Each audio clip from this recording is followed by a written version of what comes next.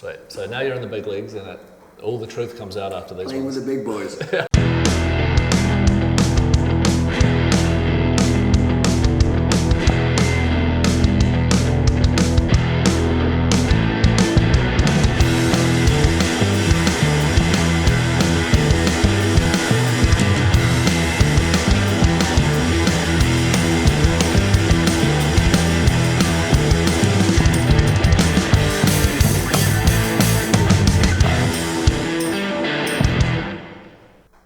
Sweet, we're here today with Dave Dixon from Two Thumb Brewing.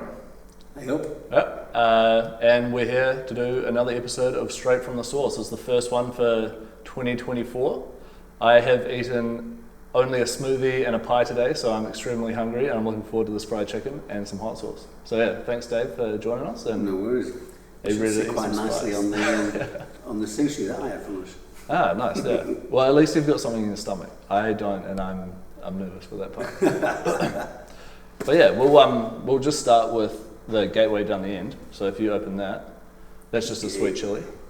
That's how we get all the people into the Spicy Boys kingdom. Right. But yeah, just chuck it on one piece. I think there's roughly about 8 pieces.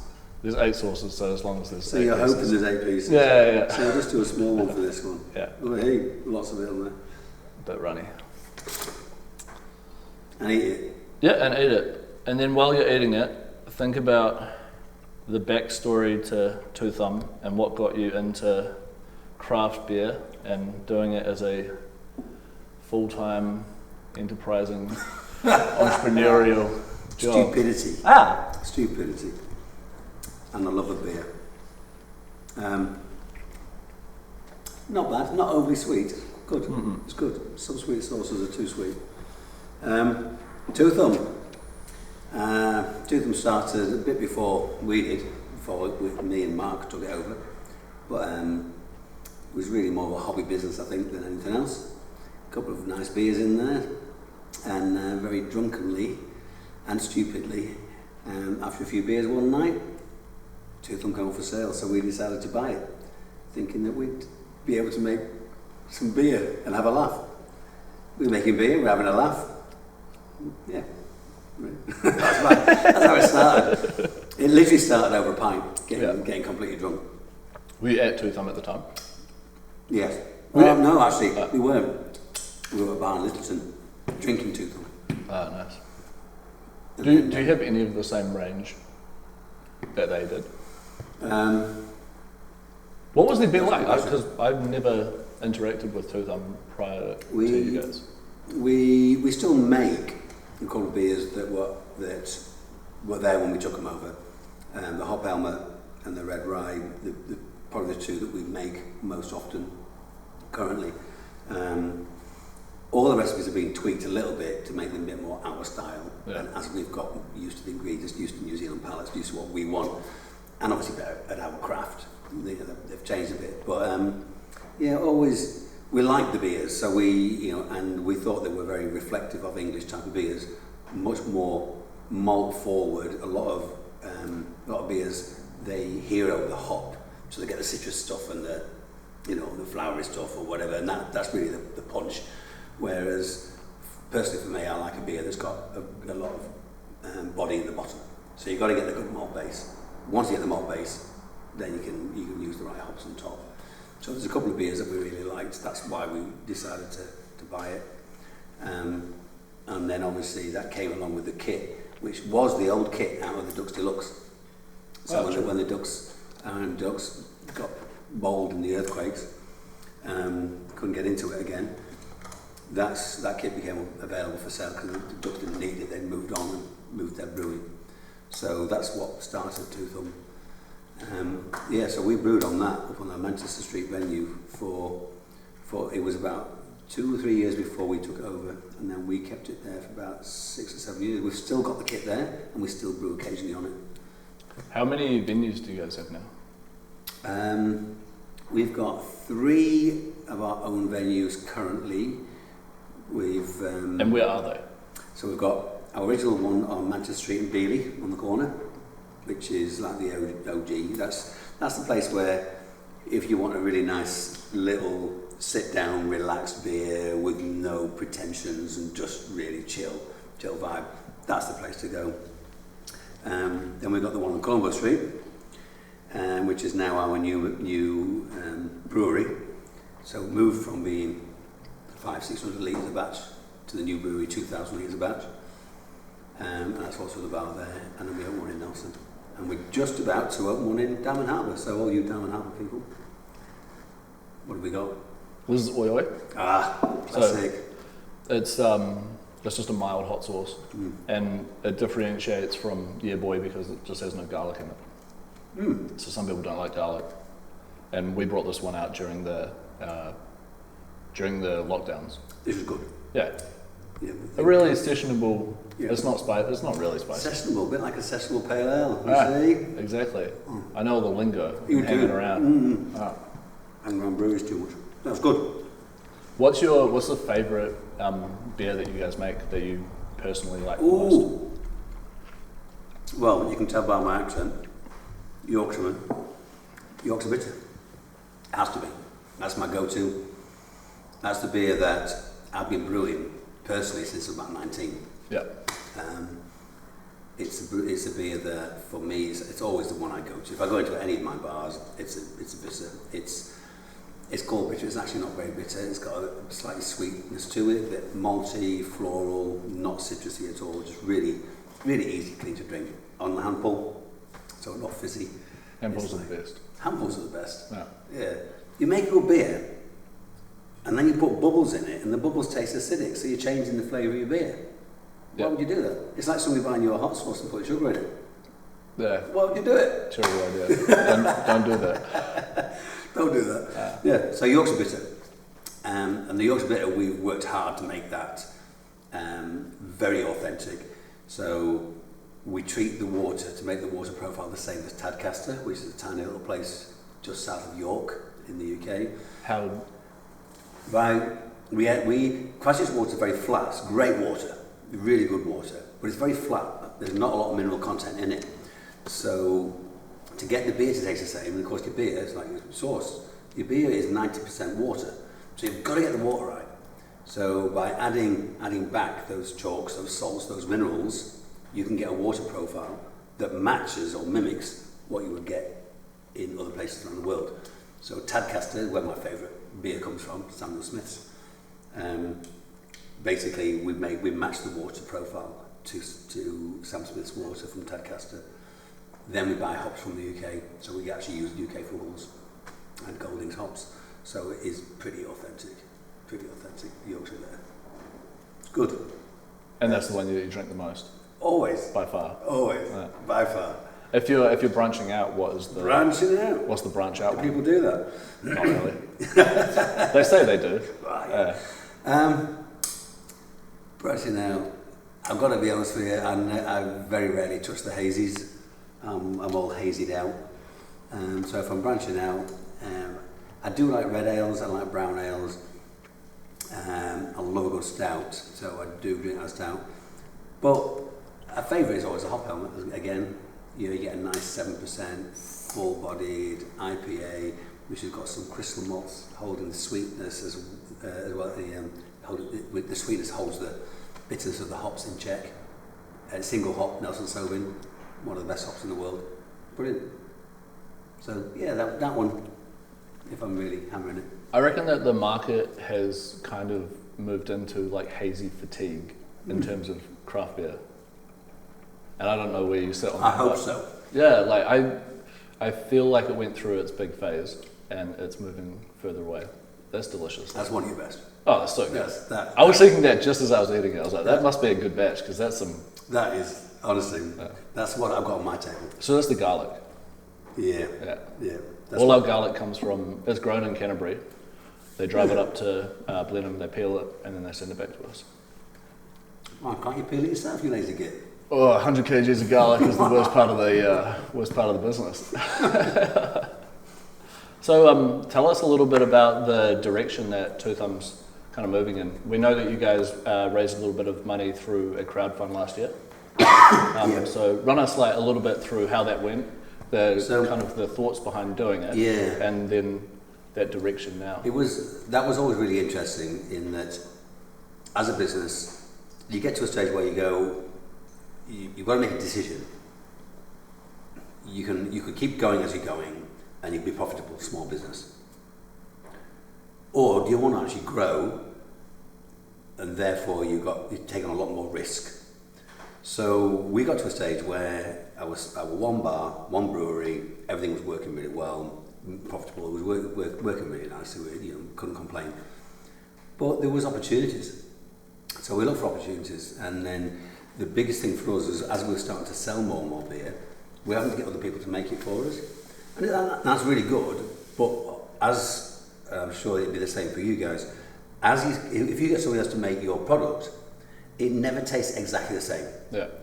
They've got slightly different processes. Yeah, they're following your recipe, but the same different processes, different equipment.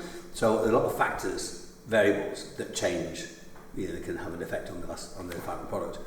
So although the beer coming back was good, it wasn't what we wanted. It wasn't what we were controlling and what we needed. So we decided that, the time was right to move to do some expansion. So we were looking for a bigger brewery. So we decided that really at that point it was either all in or nothing. We remain as we were, or we go, we can actually make some money out of this. At the time, both me and Mark were still working full-time jobs. So we basically were throwing everything back into the business just so that we can keep the business going, train a good team so that team can continue running the business for us, and while we're sort of doing it from outside. Well, then we had the opportunity of our new brewery, which absolutely fantastic, really. The old Fermentist, which was owned by Lion. Lion tried to set up a brew pub in Christchurch and pretend it wasn't owned by Lion. They tried to pretend they were another craft brewery and blah, blah, blah. Thankfully, when people found out it was Lion, they didn't go, so it didn't work. So that came on the market. So long story short, we managed to negotiate a deal and buy that brewery. So we bought out the last vestige of corporate brewing in the whole of Christchurch. Absolutely brilliant. Where does that set you guys in terms of capacity now? We're about the third biggest. We're about the third biggest. In Christchurch? Yeah, in Christchurch. So there'll be Castles, there'll be 3 boys, and Two Thumb. Yeah, nice. About third biggest. 2,000 litres ago, 8 fermenters, so we can brew 6, 7, 8,000 litres a week. Which we're not at capacity yet, but we're certainly getting there. So moving from a few hundred a week to now a few thousand a week, it's been absolutely brilliant. And our strategy, our growth strategy, has always been up to this point to go, well, there's a lot of competition, and not many bars can actually buy beer, because most of them are tied to Lion or the big boys. So if you own your own bar, you can sell your own products into your own bar. Yes, you've got the headaches of running the bar, but that's another story. There's a lot more money in terms of margin to be kept. It's vertical integration. Yeah. You're selling it to yourself, it's making the profit, it turns it back into the business. So it just makes it that bit easier. So that's the strategy. So with the new brewery came another bar. We set up a pop-up bar in town as a test bed, the Yard. That went really well. And so after that closed, we opened Nelson, which is going really well. Really enjoying that one. We had a go at another one in town recently, more games oriented. That was a bit, not enough people really came and drank enough. So, but we are now, as I say, working on opening one in Diamond Harbour. So we figure that if we can keep 4, maybe 5 bars, then actually we can keep our own production in check at the brewery, make the brewery worthwhile, make the bars worthwhile. Then essentially we're a nice, tight unit. Yeah. So the marketing out to other bars and the marketing out to supermarkets is really it literally is the marketing.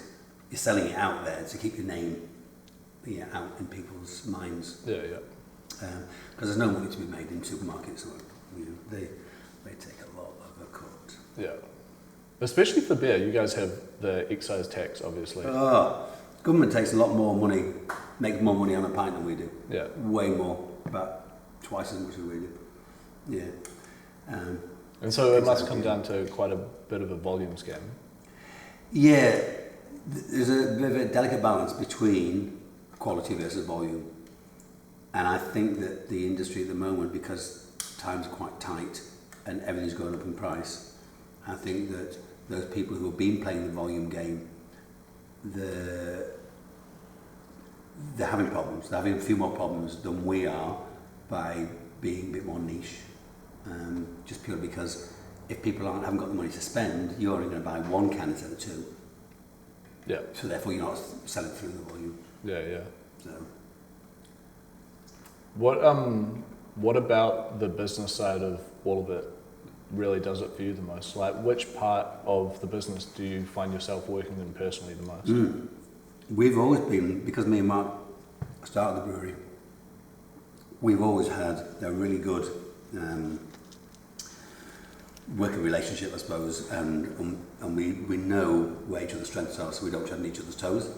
So I basically work on the manufacturing, I work on the products, the quality of the product, the recipes, the production side of it, making sure everything on that side of it is quality, it's ready to go out, ready for the sales, ready to move, all that sort of stuff.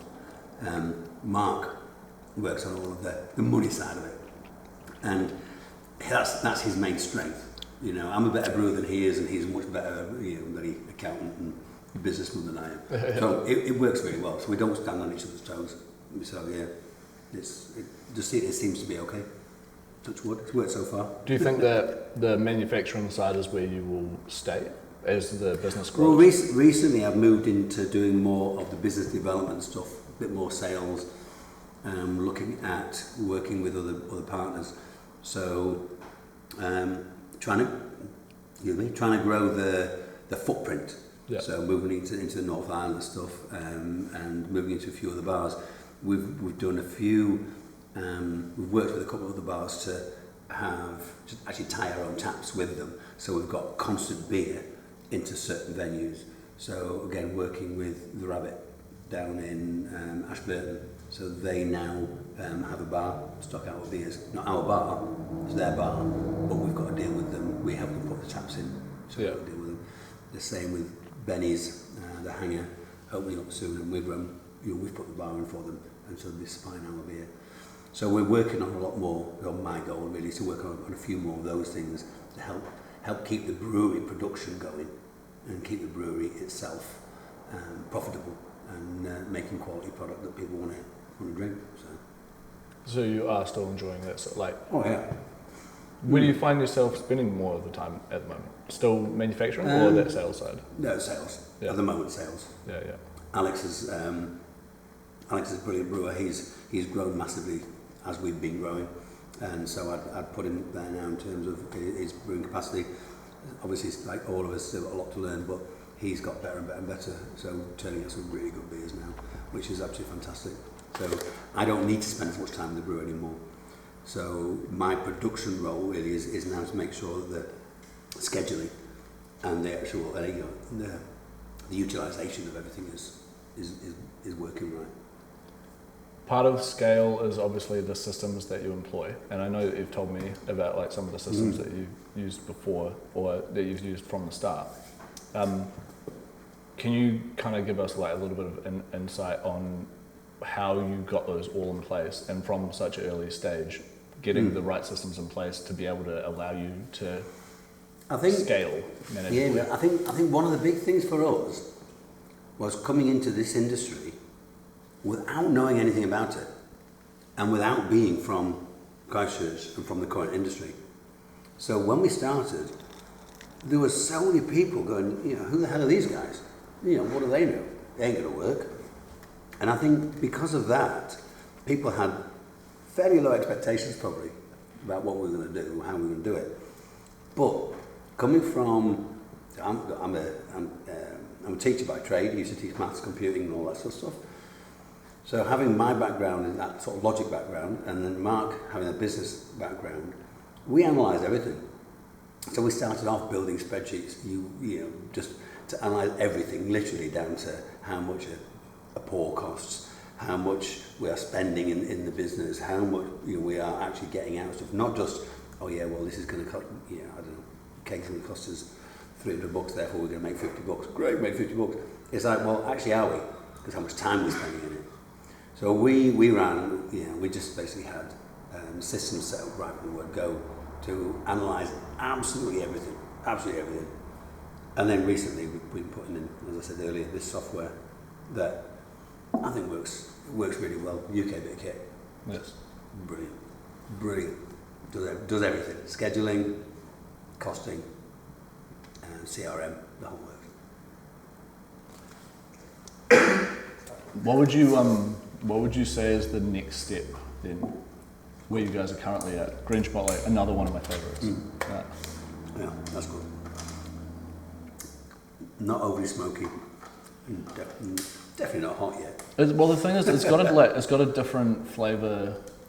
When you use artificial smoke, which most hot sauces have, you get that weird smoky flavour. So like the smoke can feel quite overpowering. It is a chemical smoke. Yeah, and so when we smoke all the jalapenos for our red and our green at Smoky Teas, and when you put them, they're only sitting on the smoker for about 2 hours, but you get quite a rich like smoky flavour come through. That isn't that overpowering, weird, artificial one. It's definitely a case of less is more. Yeah. Keep it subtle. It's definitely there. That's all you need. Yeah. That's good. That's I got a little bit of a crunchy there as well. What do you guys do in terms of advertising? Good question. When we started, we just did it ourselves and everything went on Facebook. And Facebook's okay. These days, you can target it and it's pretty good. I think you get a lot of bang for your buck. Yeah. But so what we did when we started to do the expansion, certainly, as we were growing from our Manchester venue, we took on a marketing person, try and consolidate what we're doing, and try and get a brand approach to everything. And that was okay. We started to get a little bit of traction with that. Then we got a new person in now, Paris is brilliant. He was one of the guys behind Cosmic, and the big growth and marketing and push of Cosmic. So he knows his stuff. And he's basically just pulled everything together for us. So we've now got a really clean, clear brand look. Yeah. So that would be important. Once you've got that, you can then start to do the marketing. Because if you're not looking the same in every single avenue you're marketing in, then it all looks a bit bitsy. Yeah. But when one person pulling that together, and now you can go out and you can do that. We use the same marketing channels. Yeah. Facebook, Instagram is probably primary. We do a little bit of stuff through magazines and whatever occasionally, but primarily for us is actually being there as well. So the biggest marketing is going out to events. Yeah. So we do quite a lot of events in and around the South Island. We haven't done any North Island yet. That's literally just on the cards to have a think about this year. We've never done Beervana. Beervana's one of those things that, one of those events you go, is it worthwhile the travel to go out there for people to get pissed on your beer and go, that's good, and then walk away? Yeah. I think you've got to be realistic about how much effect it has on your business. Especially if you're not going to be there the next week, If you're not, right. If they've tried Two Thumb and they love it, and then where are they going to go get it? Exactly. Yeah. So, the other part of that marketing aspect is, for me, I see supermarket sales as being marketing. Yeah. So, we make no money on the supermarket sale, but if it's on the shelf, along with all those other beer brands, then they see Two Thumb and they know that Two Thumb is a quality product, part of that, and it's there. And they see it in a few supermarkets, then obviously we're doing all right. Yeah. It's all a matter of smoke and mirror sometimes. Are you ready for the jump? Yeah. All right. Easy. So we're staying on trend with the smokiness, but we're changing the chilies. So they're no longer jalapenos, they're reapers and they're scorpions. I'm not too sure if you've tried this before, but maybe try a little bit less. Do I need a deep breath? Yeah, just try a little bit less than what you've been putting on the previous ones. Those ones have all been great. Yeah, delicious. That's what I think. It's delicious up until here. I'd go the Yeah Boy and the green chipotle, probably my two hits for today. I think so as well. Right, what have we got? Some fella. Lizard It doesn't look like he's Exposed. having too much of a No, fun it doesn't time. look like he's having fun. Ah, All right, is that enough? yeah, I reckon that's enough. You're doing good. Sweet. So now you're in the big leagues, and all the truth comes out after these Playing ones. with the big boys.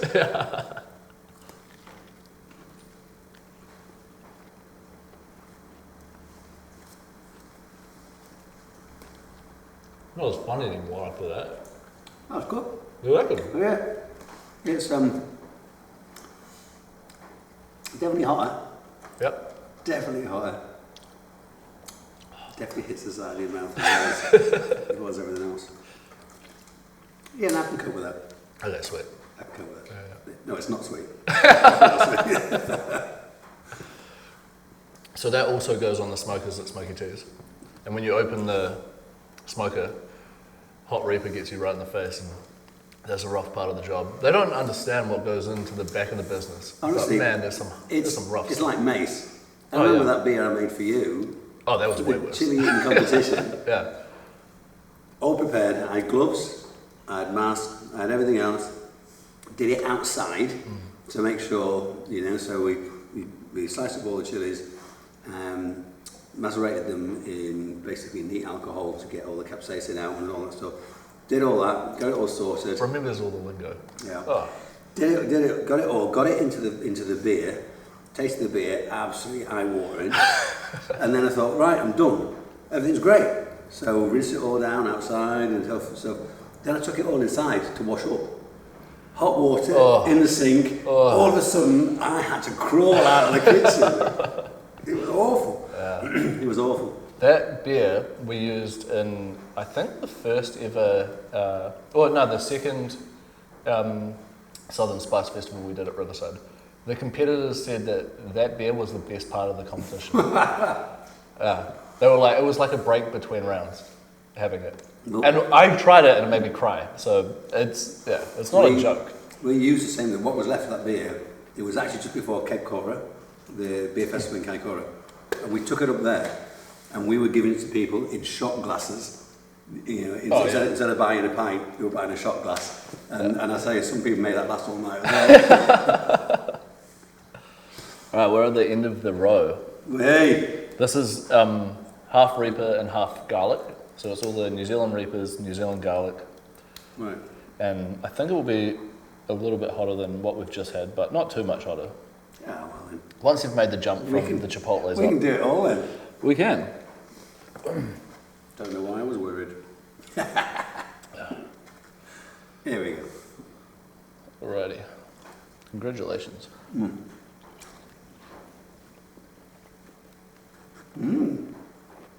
Quite garlicky at the start.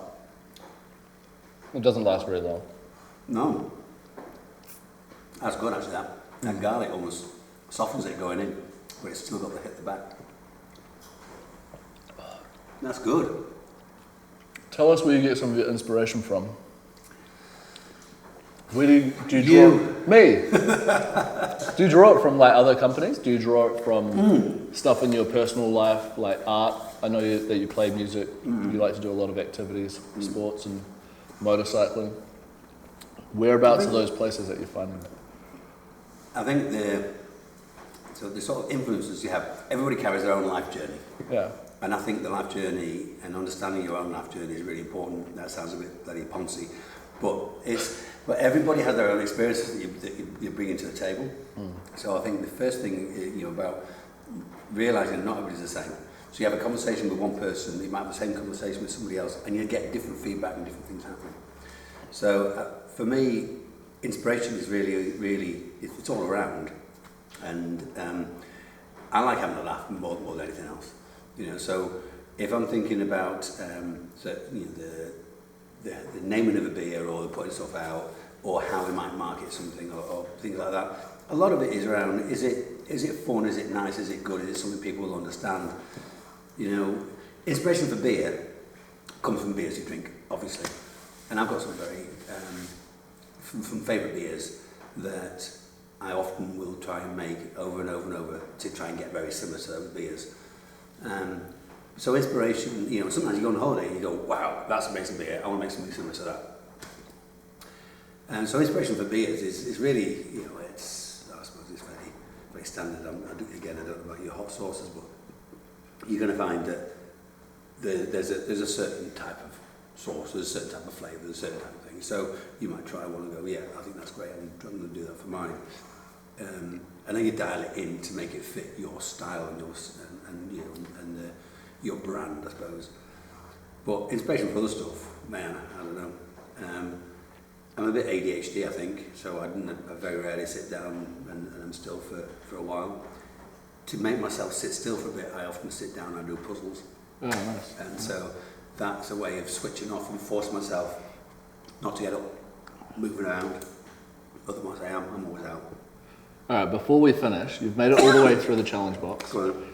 We have a bottle of You Did This, which I forgot to bring out, so I'm just going to have to... Is that...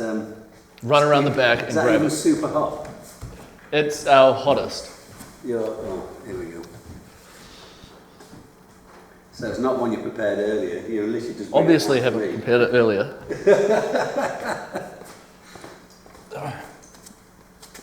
I did forget it, and I thought we did it with Jaden, and he would have been really angry if I didn't make you do it as well. Yeah, so well, that's all right. We can make him angry. you just have to have a tiny little bit. We can make him angry, can't we? Yeah, you can. There we go. Oh, actually, I'll do it over the plate. Put it on the plate, and I'll dip it. That looks menacing. Yeah, so this one is just pure chocolate Carolina Reapers, which are extremely hot chilies. So yeah, while you're eating that, I've got a question from the fans, from the long-time Two Thumb fans, that they've been dying to ask all night, and that is, will Pie and a Pint ever come back? Wow, yeah. It's a good request. It is. It's a good request. That's what the people wanted. That's what the people wanted, as in the people in this room. Yeah. Probably the best promotional thing a company has ever done, in my opinion. Delicious. Everything a guy could want. Pie and a pint, it is. That's good. And It goes up for a while. yeah, why not? Yeah? It goes on for a while, it does. Yeah. I'd probably go down this sort of end for my normal day today, though. Yeah. Yeah. Well, yeah, congratulations, you made it to the end. Thanks for coming along. Thanks for playing the game. And if you have anything that you'd like to say before we shut them all off, tell the people like what's happening in the Two Thumb world and events or whatever you like. So, we have 4, it's got me now. We have 4 mini venues at our Manchester Street, mini festivals at our Manchester Street venue a year. We've got Fresh Hop festivals coming up, so watch out for that. All the small businesses at the moment are struggling, so come on down, come and say hello. Don't buy at the supermarket, come and buy it from us direct. It all helps, and whatever you do, just stay safe and drink my beer. Easy. Cheers, guys. See you later. See you. Oh man, that's hot. Mine's building on me now. That's